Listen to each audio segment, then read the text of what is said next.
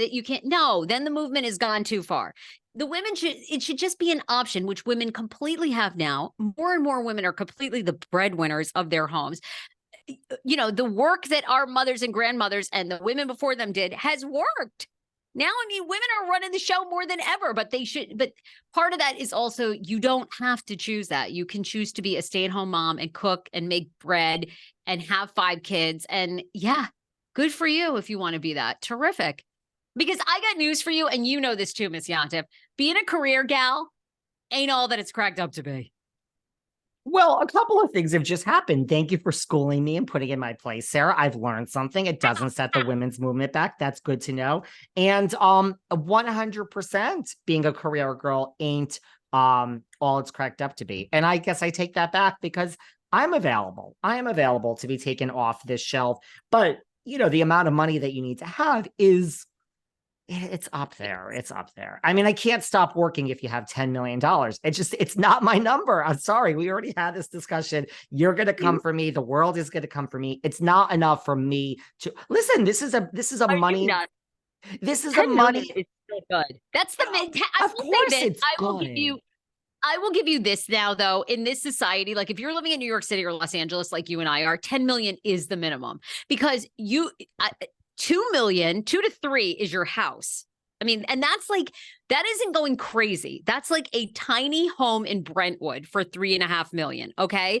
But you still have insane taxes, the fucking insane California tax here and everything else. Okay. That's going to cost you $100,000 every year. Yeah, you're right. You're right. I mean, if you want vacations, 10 million is unfortunately now the minimum. Isn't that insane? And don't get me wrong. I shouldn't say I date because I don't date anyone. When I go on dates with people, they're broke as a joke. So don't get me wrong, darling. If someone came along and knocked on my door that had $10 million, I'd be thrilled. I'm just saying for me to say, this is David Yontef signing off for the last time. You'll never hear from me again. That's not $10 million, I would still work. I mean, $50 million, you guys might never hear from me again. Okay, you're saying like 13 million, you wouldn't sign off. I'm sorry, 13 million invested. You could still have the $3 million home, first class flights. But I have the Hamptons too. It's tough. 25 million, you might never. I love my job. I love these listeners. I can't leave them. 25 million. Oh my God. Yeah. 25 fucking million. Yeah, you could leave. I don't know. It goes, okay, fine. I could leave. You were with a guy that had 25 million, although they would want to hear more about you because then everyone wants to hear about your rich lifestyle. Yeah. I could have a whole new podcast. Fuck the damn Housewives. Okay. So that's that. So good for Tinsley. I applaud her. You're right. I'm sorry. Sarah scolded me. It didn't set the women's movement back. Women can choose. Rah, yay, rah. Yeah. Where do you want to go next? Can we talk about Tom Sandoval for a minute? Oh, really? Okay, yeah, sure. Well, now I'm invested in this Candy gal, Chris Bassett, cheating rumors, abortion.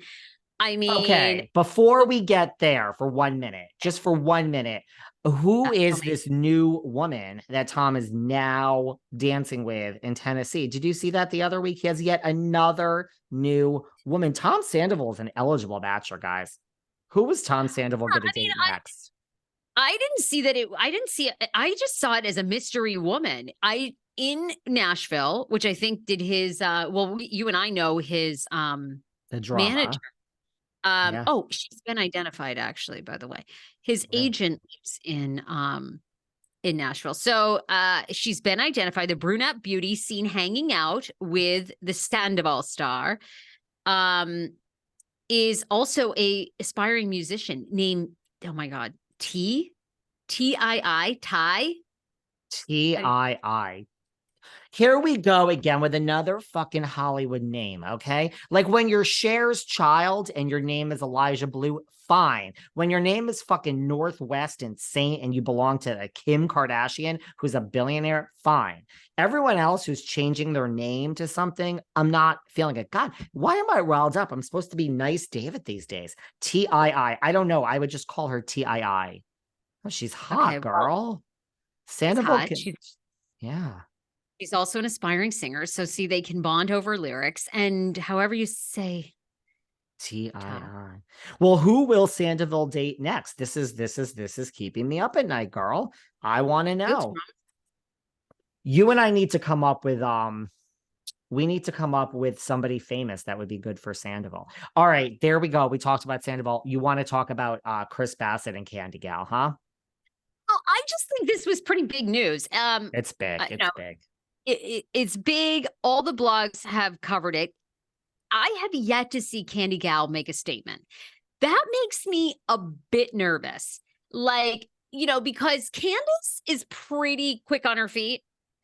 So we haven't heard a peep, and Candiace likes to get messy. So I feel like if this was completely false, now I know Chris and Candy a little bit. Chris Bassett's been on my show. Candy's been on our show multiple times.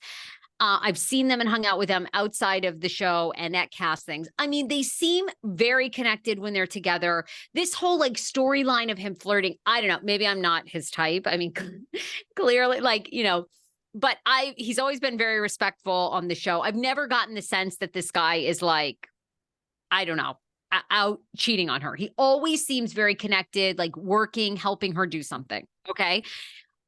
But this woman came forward. She went on my girl Tasha K's show. She alleges that they're still in contact. She met him, I think, because, he does work in restaurants and nightclubs. And he got her pregnant, and she had an abortion just 12 weeks ago, 13, 14, 12 weeks ago, somewhere like that. And apparently Tasha K says she has the proof that Chris did have an alleged mistress. And I am getting a little nervous because we haven't heard a peep from Candy Gal. And I feel like if this wasn't true, Candy would be dragging this woman, because this woman is none of them are ever as hot as the woman that these guys are with, right? I.e. Arnold Schwarzenegger, right? I mean, I know, right? Nothing against, I'm sure these women are wonderful, and I'm not the hottest piece out there either, so I don't care what you say about my looks.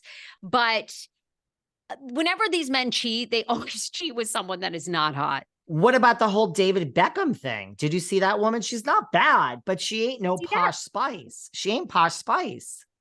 Yeah, but Rebecca Luz I think she is really attractive though. She was, yeah, I feel like she's pretty hot. And by the way, that documentary was good until that scene. And that was such bullshit.